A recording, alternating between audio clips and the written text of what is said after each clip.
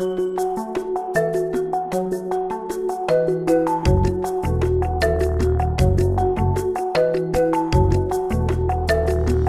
numéro 34 de la JLMB est consacré aux droits des obligations et il contient également un certain nombre de décisions. J'en épingle quelques-unes. Un arrêt de la Cour de cassation du 2 mars 2017 prévoit que si le mandant est bien engagé par les actes qui sont accomplis en son nom par le mandataire,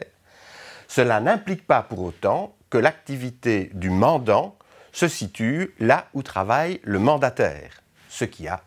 ou peut avoir en tout cas des conséquences importantes en matière fiscale.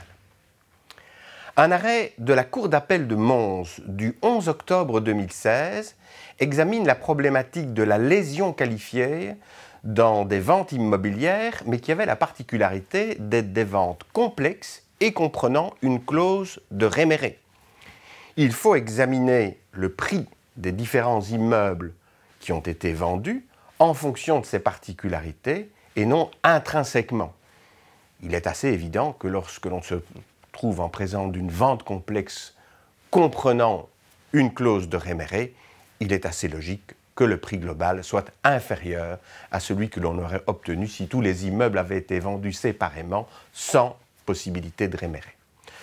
La même décision porte sur la responsabilité des notaires et notamment la prescription de celle-ci. Elle précise que le devoir de conseil fait partie de la sphère contractuelle et que le délai de prescription est dès lors de 10 ans. Un arrêt de la Cour d'appel de Mons également, cette fois du 26 mai 2016, porte sur une vente qui avait été conclue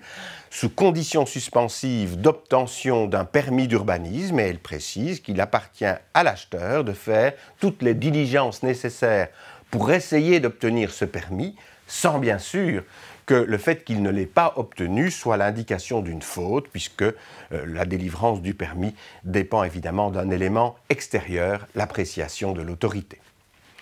Un arrêt de la Cour de cassation du 10 novembre 2016 examine une hypothèse assez particulière où un usufruitier et un nu-propriétaire avaient conclu que pour une durée illimitée, le bien immobilier pourrait être habité par le nu-propriétaire. En réalité, cela constituait une transaction entre deux concubins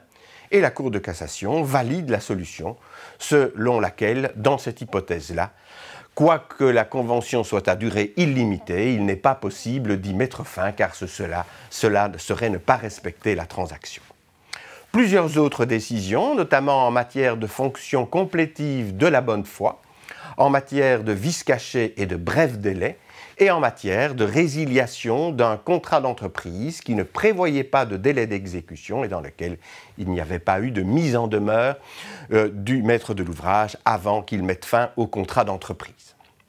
C'est un numéro qui a été préparé par Benoît Cole.